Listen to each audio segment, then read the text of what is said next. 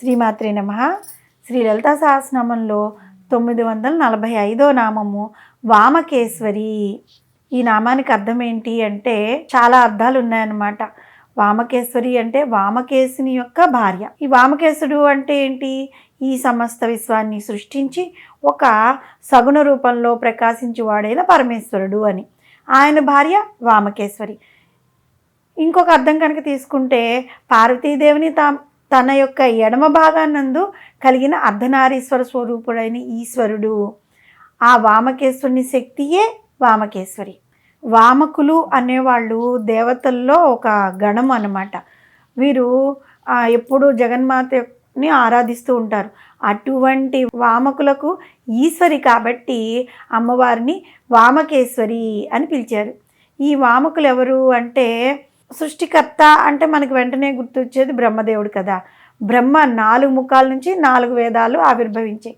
సమస్త వేద వాంగ్మయ రూపంలో జ్ఞాననిధిగా బ్రహ్మ దర్శనమిస్తుంటాడు మనకి.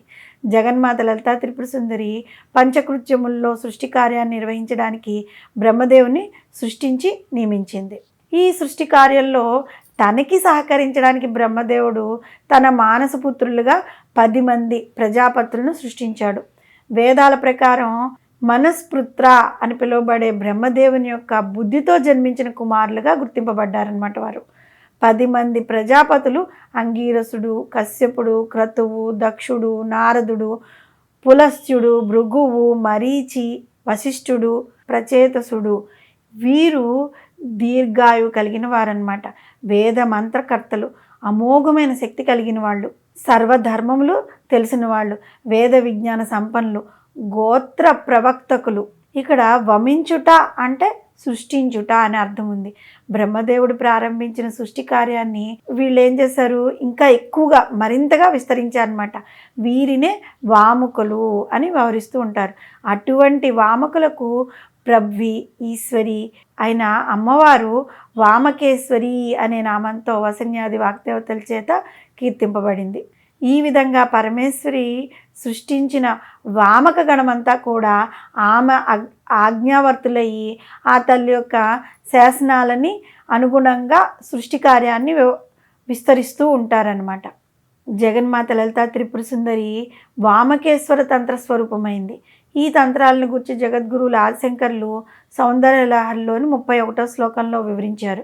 ఏ విధంగా అంటే సిద్ధులను ప్రసాదించే 64 తంత్రాలను పరమశివుడు సంకల్పించి కోరికలను కోరుకునే ప్రజలకు ప్రసాదించాడు. ఈ తంత్రములు ఎవరు ఏమి కోరుకుంటే వాటిని ఇస్తాయి. అయితే అమ్మ, క్షణకానందమును ప్రసాదించే ఈ తంత్రములు కాకుండా శాశ్వత మోక్షాన్ని కలుగజేసే దేవీ తంత్రమును ప్రసాదించవలసిందని నువ్వు పరమేశ్వరుని కోరితే ఈశ్వరుడు శ్రీ విద్యా తంత్రమును ప్రకటించాడు.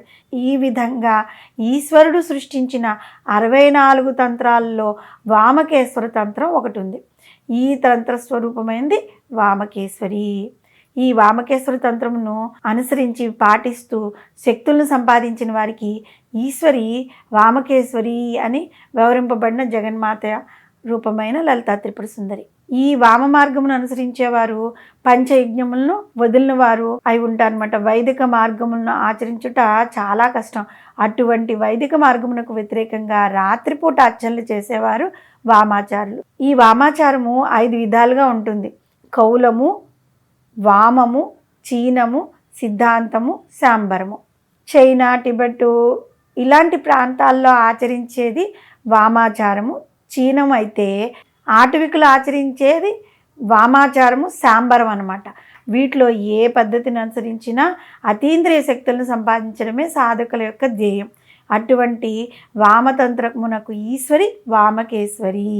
ఈ సమస్త విశ్వాన్ని సృష్టించి ఒక సగుణ రూపంలో ప్రకాశించువాడైన పరమేశ్వరుని భార్యగా అర్ధనారీశ్వర స్వరూపమైన ఈశ్వరుని శక్తిగా బ్రహ్మ మానస పుత్రులైన దక్షాది వామక గణమునకు ఈశ్వరిగా అతీంద్రియ శక్తులను సాధించుటకు వామకేశ్వరి తంత్రమును పాటించు వారికి ప్రభు అయిన పరమేశ్వరిని మనందరం అనిత్యం వామకేశ్వరి అనే నామంతో పూజిస్తూ ఉన్నట్లయితే మనకి కావలసిన కోరిక అయితే తీరుతుంది. దానికి కొన్ని తంత్రాలు అవి ఉన్నాయి. రాత్రిపూట పూజలు చేయడం, దానికి ఒక గురువుని ఆశ్రయించి వారి ద్వారా నేర్చుకుని అది ఒక విధంగా ఈ వామాచారం కొంచెం కష్టమైనది అయినప్పటికీ సదాచారంలో వెళ్ళడమే మంచిదన్నమాట. అయితే ఎంత నిష్టగా చేస్తే ఫలితం త్వరగా వస్తుంది, కానీ నిష్ట లేనప్పుడు తప్పు మార్గంలో వెళ్ళినప్పుడు దాని శిక్ష చేసిన వారికి కూడా తగులుతుంది. కాబట్టి అలాంటి వాటి జోలికి వెళ్ళకుండా నామంతో మనము మనస్ఫూర్తిగా అమ్మవారిని పూజిస్తే చాలు, మంచి ఫలితాలు కలుగుతాయి. శ్రీమాత్రే నమః.